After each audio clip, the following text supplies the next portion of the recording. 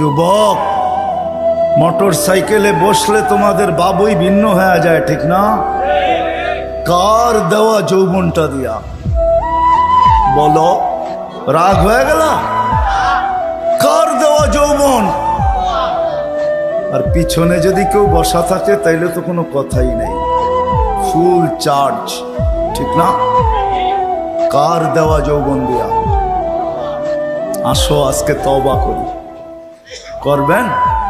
হ্যাঁ, চলেন দেখি তওবা করি। আল্লাহ কিন্তু তওবাকারীকে তওবা করতে দেরি, মাফ করতে দেরি করে না। এখন আল্লাহ প্রথম আকাশে 100% আর ডাক দিতেছেন, কে মাপ চাস, আমি মাফ করব। চলেন হাত উঠায় পিছনের জন্য তওবা করি। আল্লাহ আমি তওবা করলাম। দিলের থেকে বলেন আল্লাহ তওবা। আল্লাহ কবুল করেন। যদি দিলের থেকে করে থাকতে পারেন, রব্বে কাবার কসম, গুনাহ পিছনেরটা মাফ।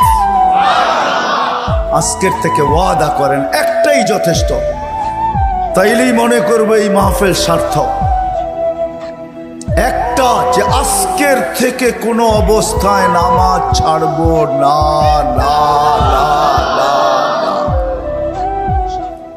ওয়াদা? আল্লাহ কবুল করুন।